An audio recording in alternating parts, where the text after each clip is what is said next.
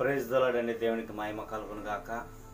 ఈ పునరుద్ధాన దినములో మనందరమీ కూడా తండ్రి అయిన దేవుణ్ణి మహిమపరచడానికి ఘనపరచడానికి ఆయన నామాన్ని మాత్రమే మనము ఘనపరచడానికి మనము ఈరోజు ఎంతగానో ఆశపడతా ఉన్నాం ప్రియ సహోదరి సహోదరుల. ఎందుకంటే 6 దినాలు మనము కష్టపడి 7వ దినాన్ని ఆయనకి ఇవ్వడానికి, ఆయన దినాన్ని ఆయన్ని ఆరాధించడానికి ఎంతగానో ఆతృత పడుతూ ఉంటాము. ఈ మనము క్రైస్తవులుగా ఉంటూ ఈ దినాల్లో మనందరమే అనేక మంది మనం ఏం చేస్తున్నాము అంటే లోకం వైపు మనము చూస్తున్నాము, లోకంలో తిరుగుతున్నాము, పాపంలో తిరుగుతున్నాము. అయినను తండ్రి ఏమంటున్నాడంటే ఈ దినం మనతో ఏ విధంగా మాట్లాడుతున్నాడో ప్రియ సహోదరి సహోదరులారా మనము చూసుకున్నట్లయితే దేవుడు ఏమంటున్నాడు, మనము లోకములో ఉన్న మన తండ్రిని విడిచిపెట్టేసి లోకంలో తిరుగుతూ ఉంటాము. తండ్రి మాటకు విధేయత చూపించుకుంటా, తల్లిదండ్రులు చెప్పిన మాటకు మనము విధేయత చూపించకుండా మనం లోకంలో తిరుగుతూ ఉంటాము. మనం చెడిపోతే నా కుమారుడు చెడిపోయాడు అని బాధపడేది మన తల్లిదండ్రులే. ఆ విధంగా మనము తండ్రి మాటను జవదాటి సేవకుడు చెప్పిన మాటకు విధేయత చూపించకుండా మనము మన ఇష్టానుసారముగా తిరుగుతున్న ప్రియ సహోదరులతో ఈ దినమంతో దేవుడు మాట్లాడుతున్నాడు. ఏమంటే తండ్రిని విడిచిపెడితే ఏమవుతుంది, తండ్రిని విడిచిపెడితే ఏమవుతుంది? ఒకసారి దేవుడు మనతో మాట్లాడుతున్నాడు. ఎందుకంటే తండ్రి అయిన దేవుడు మనల్ని 6 దినాలు కష్టపడి లోకాన్ని సృష్టించాడు. లోకాన్ని సృష్టించి సమస్తాన్ని కలుగజేశాడు. ఆ సమస్తాన్ని కలుగజేసి నరుడైన ఆదామును సృష్టించి ఆదాము ఒంటరిగా ఉండుట మేలు కాదు అని చెప్పి ఆదాముకు గాఢ నిద్ర కలుగజేసి ఒక నారిని చేసి ఆదాము ఎముకలో నుంచి పక్కటి ఎముకలో నుంచి నారిని తయారు చేసి ఆదాముకి అవ్వగా తోడుగా ఇచ్చి వారిద్దరిని ఏలండి, సంతోషించండి, సుఖముగా ఉండండి, లోకములోని సమస్తాన్ని తినండి, మీరు నాతో ప్రతి దినము ప్రతి గడియ కూడా మాట్లాడతాను, మాట్లాడతాను, మీతో నేను సంతోషముగా ఉంటాను. నాలో నా కుమారుడు నా కుమార్తె ఏ విధంగా ఉంది, ఈ లోకంలో ఏ విధంగా తింటున్నారు, ఈ లోకాన్ని ఏ విధంగా పరిపాలిస్తున్నారు, లోకంలో నేను సృజించిన సమస్త జనాన్ని జంతు ప్రాణులను ఏ విధంగా సంరక్షిస్తున్నారని చూస్తాను అని ఆయన మాట ఇచ్చి మీరు ఏలండి, అభివృద్ధి పొందండి, మీరు ఇంకా విస్తరించండి అని చెప్పి ఆయన తండ్రి అయిన దేవునికి విధేయత ఆదాము చూపుతున్నాడు, అవ్వ చూపుతుంది. కానీ అపవాది ఒక దినాన ఏం చేశాడు, అవ్వను మోసపూర్చి ఇది నిజమా, నీవు ఆ ఫలమును ఎందుకు తినకూడదు, తిని వెంటనే నేను చచ్చుదును, నిశ్చయముగా చచ్చుదును తండ్రి అయిన దేవుడు నాతో మాట్లాడానని ఆ అవ్వ చెప్పినప్పుడు అది నీవు చావనే చావవు. కానీ ఈ దినము నువ్వు తింటే నీ కండ్లు తెరుచుకుంటాయి, నీవు లోకములో ఉన్న సమస్తాన్ని ఎరుగుతావు, పాపం ఏంటో తెలుస్తుంది, లోకం ఏంటో తెలుస్తుంది అని అవ్వతో సాతాను అపవాది మైమరిపించి మోసపుచ్చి పండు తినిపించినప్పుడు ఆదాము కూడా భార్య చెప్పిన మాటకు విధేయతై లోబడి తండ్రి మాటను విడిచిపెట్టేసి ఆ ఫలమును తిని ఆదాము కూడా ఆ దినానే కండ్లు తెరుచుకున్నాయి. ఏ విధంగా కండ్లు తెరుచుకున్నాయి అంటే పాపపు కండ్లు తెరుచుకున్నాయి. ఎంతవరకు కండ్లలో వాళ్ళకున్న చూపు సమస్తము కూడా పరలోకము, నేత్రము, జ్ఞానము తప్ప అజ్ఞానము కనిపించలేదు. వారికి ఎప్పుడైతే ఫలము తిన్నారో ఆ క్షణాన్ని నిశ్చయముగా చచ్చుదరున్నప్పుడు తండ్రి అయిన దేవుని యందు వారు మహిమ చనిపోయింది. తండ్రి అయిన దేవునితో మహిమకరంగా వాళ్ళు కలిసి జీవించే ఆ మహిమత్వాన్ని కోల్పోయారు. నిశ్చయముగా దినాన్ని చనిపోయారు. తండ్రి అయిన దేవుడు వచ్చినప్పుడు అంటున్నాడు, ఆదాము అవ్వ మీరు ఎక్కడున్నారంటే, నీ వచ్చినప్పుడు మేము ఇక్కడే ఉన్నాం, కానీ నీ ముందు రావడానికి మేము భయపడుతున్నాం. ఎందుకంటే మా భయపడడానికి కారణము మేము దిగంబరులుగా ఉన్నాము అన్నప్పుడు తండ్రి అయిన దేవుడికి అర్థమైంది, నేను తినొద్దన్న ఫలమును మీరు తిన్నారు కనుక మీరు నా నుండి వేరుపోతారు, మీరు నా నుండి వేరుపడండి, ఈ లోకంలోనికి వెళ్ళండి, కష్టపడండి, శ్రమించండి, మీ రక్తాన్ని మీ శ్రమని ఓర్చుకొని మీరు జీవించండి అని తండ్రి అయిన దేవుని నుంచి విడిచిపెట్టడం జరిగింది.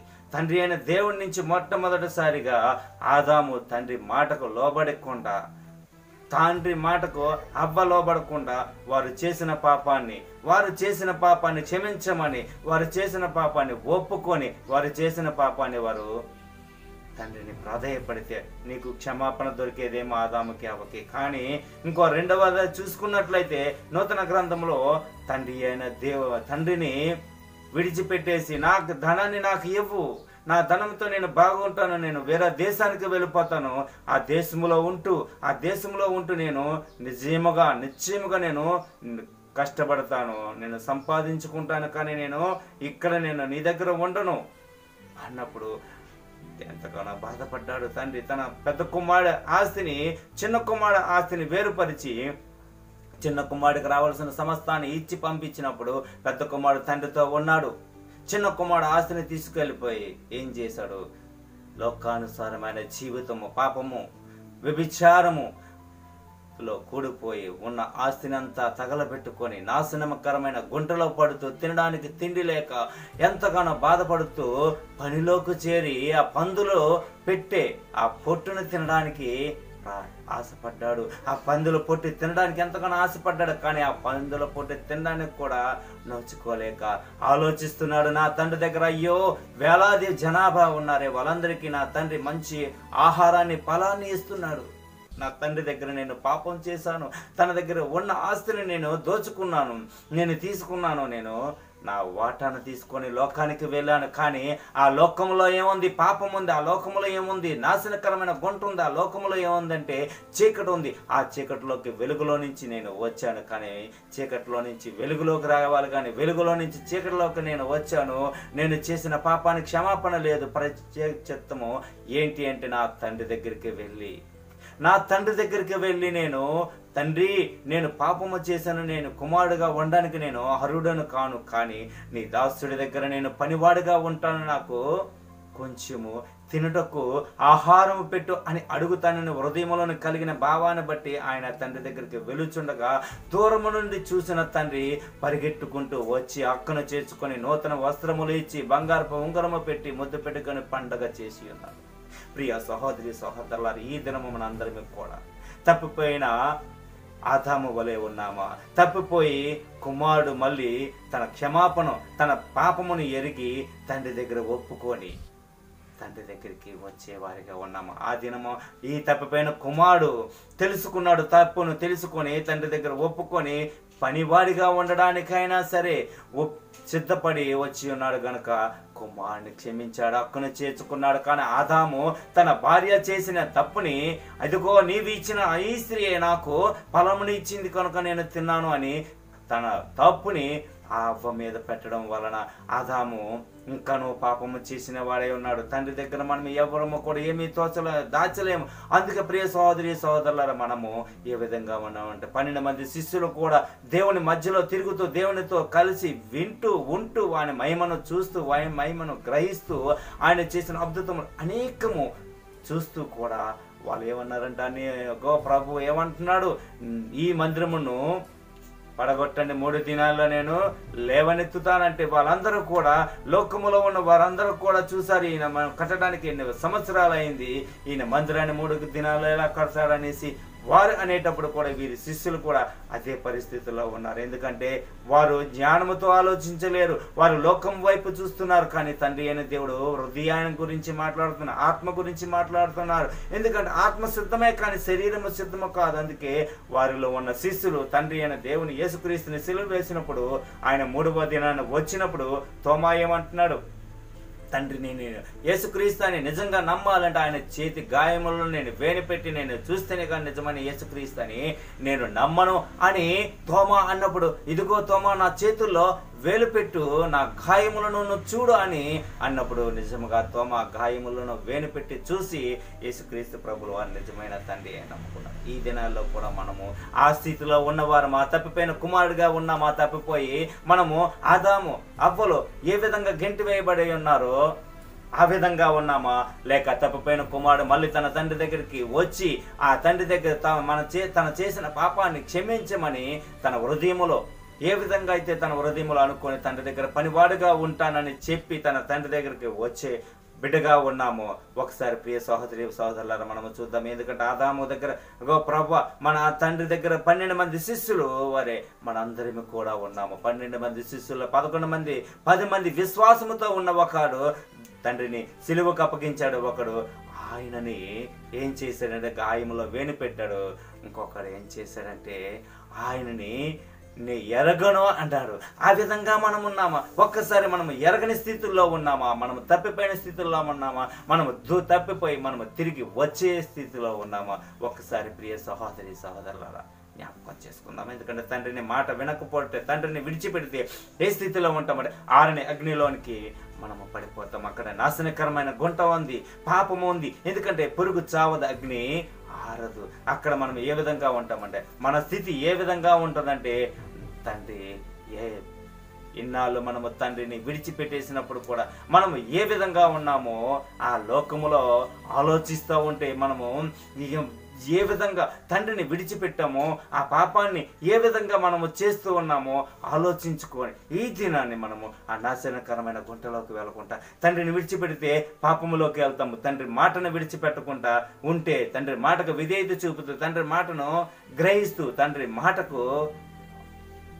తండ్రి మాట ఎలాంటిదంటే ఆయన వాక్యము వెలుగై ఉన్నది కనుక ఆ వెలుగు మనం నడిచినట్లయితే పరలోక రాజ్యానికి వెళతాం. ఇదిగో మనం అందరము కూడా నిద్రలో ఉన్నప్పుడు కూడా మనం పడుకున్నప్పుడు మన స్నేహితుడు కానీ బంధువుడు కానీ పక్కింటి వాడు కానీ ఎవరైనా వచ్చి మనం తట్టినప్పుడు నీ ప్రయాణము ఎక్కడికయ్యా నువ్వు సిద్ధపరచుకున్నావు, నువ్వు రేపు వెళ్ళడానికి నువ్వు ఎక్కడికి సిద్ధపరచుకున్నావు అనేసి అంటే ఆ నిద్రలో కూడా నేను పరలోక రాజ్యానికి నేను ప్రయాణమై ఉన్నాను, సిద్ధపడి ఉన్నానని చెప్పే స్థితిలో మనము నీవు గాని నేను గాని ప్రియ సహోదరి సహోదరులారా ఉండగలిగే స్థితిలో ఉన్నట్లయితే నిజమైన పరలోక రాజ్యము వస్తుంది. ఎందుకంటే మన అందరం కూడా పరలోక రాజ్యం గురించి ప్రార్థన చేస్తామంటే పరలోక రాజ్యం వెళ్ళాలని ఆలోచిస్తాము. కానీ నిజమైన క్రైస్తవత్వం అంటే యేసుక్రీస్తు ప్రభువులు వారు చెప్పిన మాటకు విధేయత చూపు, తండ్రి అయిన మాటకు విధేయత చూపుతూ లోకానుసారమైన జీవితాన్ని పాపాన్ని విడిచిపెట్టేసి గ్రంథాన్ని పట్టుకొని ఆ గ్రంథములో ఉన్న జీవ గ్రంథములో ఉన్న ప్రతి మాటను లోబడి జీవించడమే క్రైస్తవత్వము. ఆయన్ని వెంబడించడమే క్రిస్టియన్స్. అందుకే మనందరము కూడా యేసుక్రీస్తుని వెంబడించే వారిగా ఉండాలి, కానీ ఆయన్ని విడిచిపెట్టేవారిగా ఉండకూడదని ఈ దినమంతా దేవుడు మాట్లాడుతున్నాడు. ప్రియ సహోదరి సహోదరులు ఒకసారి కంట్లు మూసుకున్నట్లయితే మనందరమే ప్రార్థన చేసుకుందాము. మహాపరిశుద్ధుడా కృపగల దేవా నీకే వందనాలు. ఈ దినం మాతో నీవు మాట్లాడిన మాటలు బట్టి నీకు వందనాలు చెల్లించుకున్నా. అవును ప్రభా, నిన్ను విడిచిపెడితే పాపంలోనికే ఉంటాం, నిన్ను విడిచిపెడితే నాశనకరమైన గుంటలో ఉంటాం.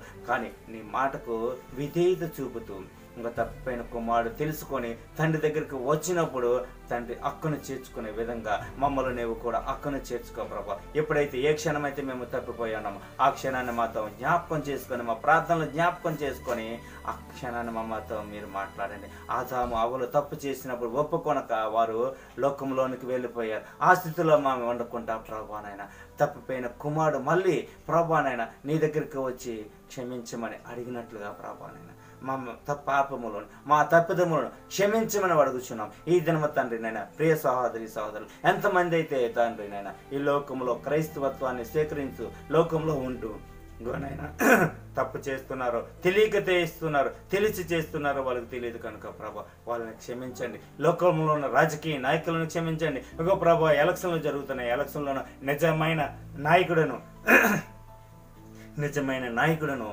నడిపించండి ప్రభా, గెలిపించండి.